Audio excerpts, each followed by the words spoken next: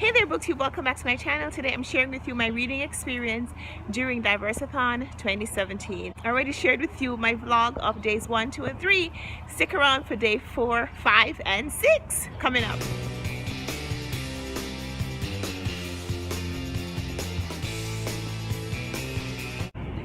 So I'm here in front of the Schomburg Center for Research in Black Culture, and today I'm talking about Sula, which is written by Toni Morrison.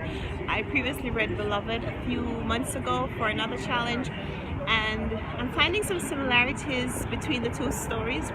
Of course, both stories are written in own voices. Toni Morrison is an African-American writer. She's writing about African Americans in post-slavery segregation, the civil rights movement, and while Beloved took place in the post-emancipation era, where Sethi, the protagonist, Sethi and Beloved, were former slaves or children of slaves, in Sula, this is much later. Sula takes place in the early 1900s, and these are the characters are people who are not slaves themselves, aren't necessarily even children of slaves, but they deal with the effects of segregation, they deal with the effects of racism and the black struggle for equality.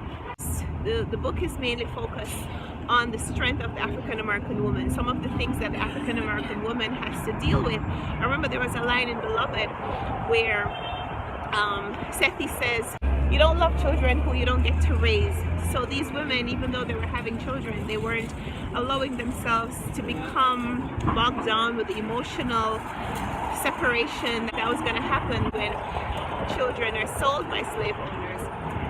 So in Sula, the mother character, she says something very similar to one of her children. One of her adult children asks her, "Did you love us? Did you love us? Not just now, but did you love us as children?"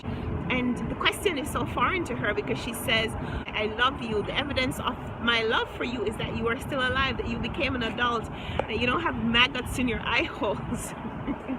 This is something, if you grew up with West Indian parents or black African American parents, this is something that's probably very familiar to you, because that's something that I could just hear my mom or somebody in my family saying. "If I didn't love you, you'd have died as a child."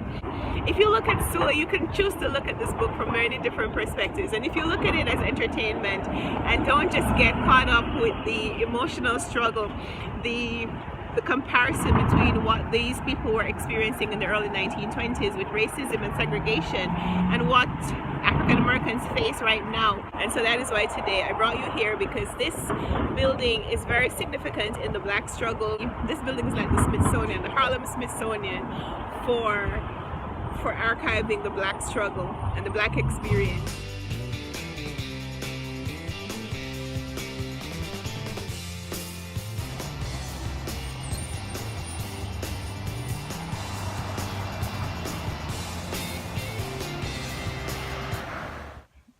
I'm at page 50 in Sula.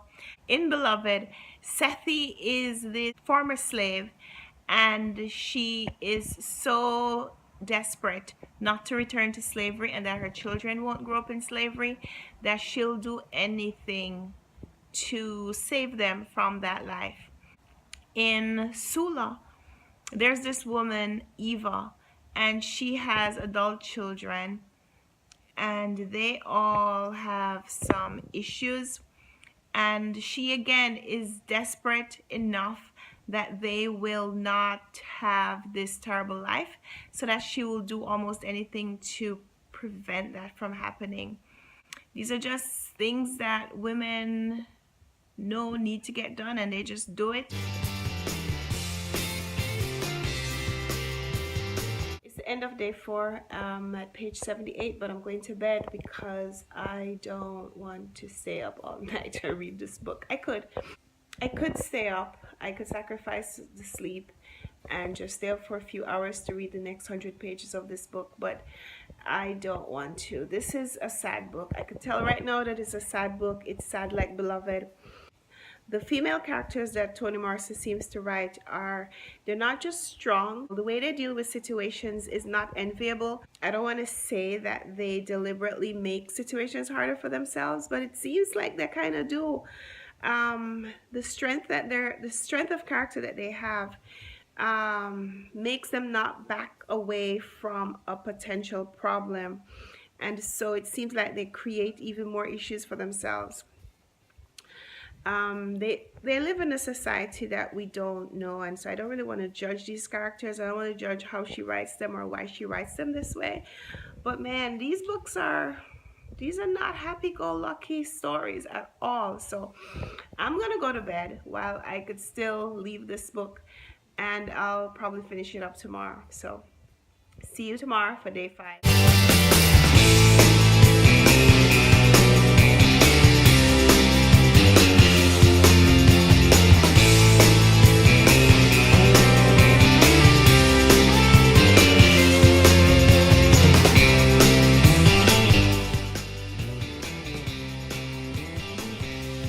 Day 5 of the DiverseAthon. I don't want to spoil the book, but have you ever read a book where the main character died before the book was over? It's weird, right? I'm reading now Sula, and I'm almost finished, but there are still about 25 pages to go. And the main character looks like she's about to die. So I'm like, if she dies now, what happens to the rest of the story?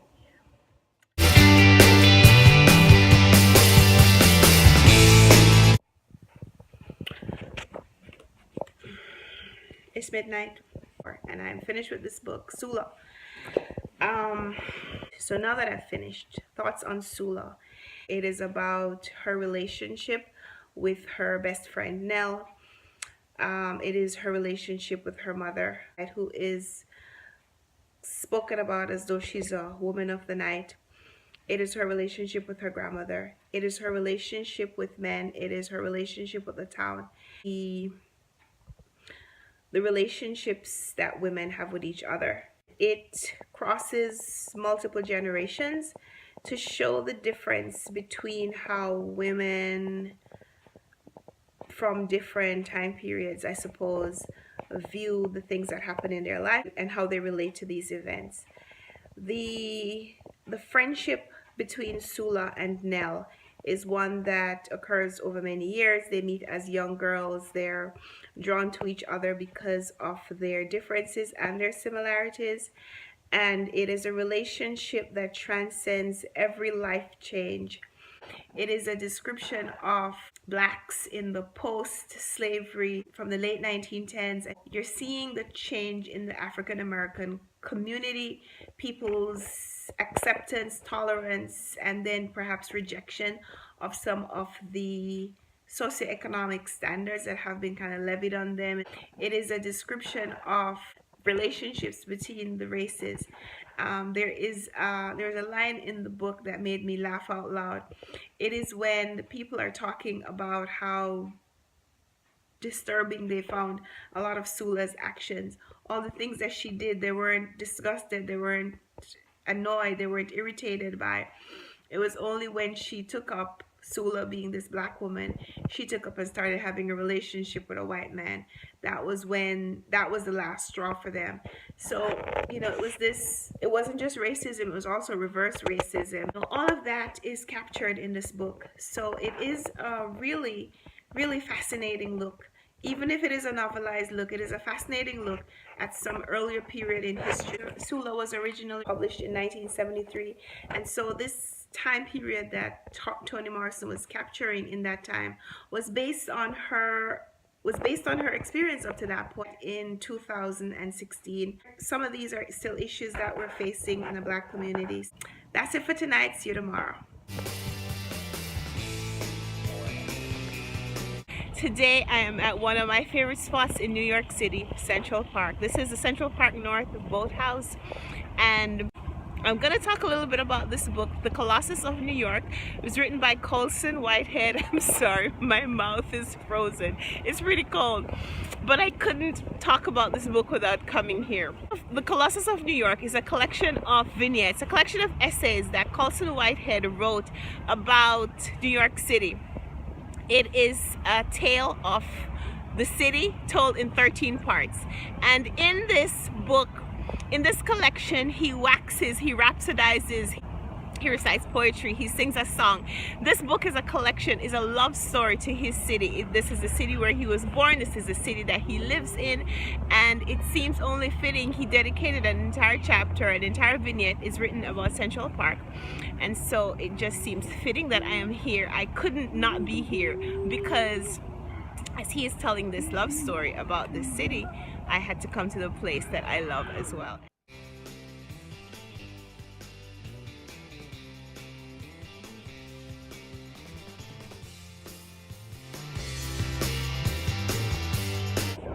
As a transplant to the city and someone who's also fallen in love with this skyline, fallen in love with this beautiful place, the things that Whitehead is writing about are so familiar, and yet they evoke some similar emotions, they evoke some similar thoughts.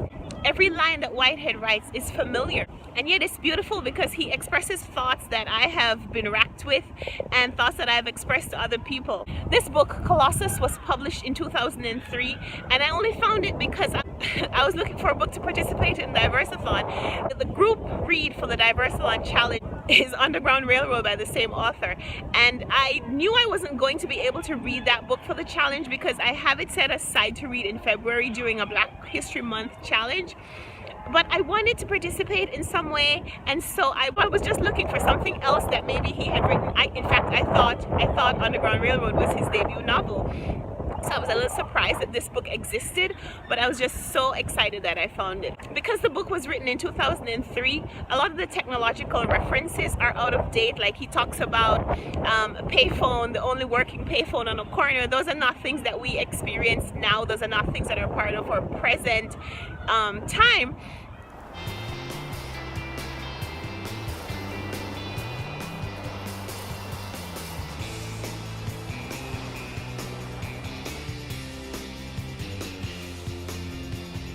But again, this is like one of those, it's not an anachronism because it is that changing skyline that he talks about in the beginning of the book. So it's still a cultural reference, and I'm sure there are still things that, there's still payphones. And even though you think that in 2017 nobody needs a payphone, there's still people who go by and use it. I don't know why, but they still exist. So it really isn't that much of like an out-of-date reference. If you haven't read anything by Colson Whitehead, I recommend that you pick this up. The book is short. It's only 158 pages. This book is not really about race. It's not really limited to a Black experience. I'm not sure if it is considered a diverse book, although, I mean, like, there are things that Whitehead describes, like the changing neighborhoods that a lot of people who have lived here, maybe only lived in like Midtown, might not have experienced.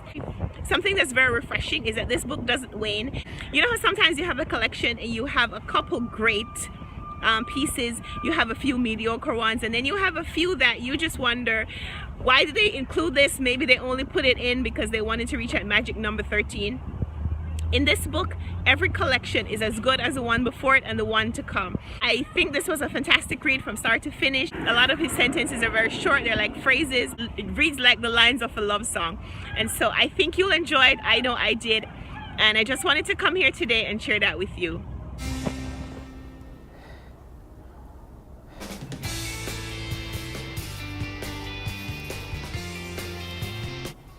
Thanks for watching my vlog of day 4, 5, and 6 of DiverseAthon 2017. Please subscribe to my channel if you haven't done that already. I'll be back soon with another video as I show you how I wrapped up the rest of the week, what I read next, and what I thought about it. Leave me a comment down below so I know if you like this video and what you're reading this week. See you later. Bye.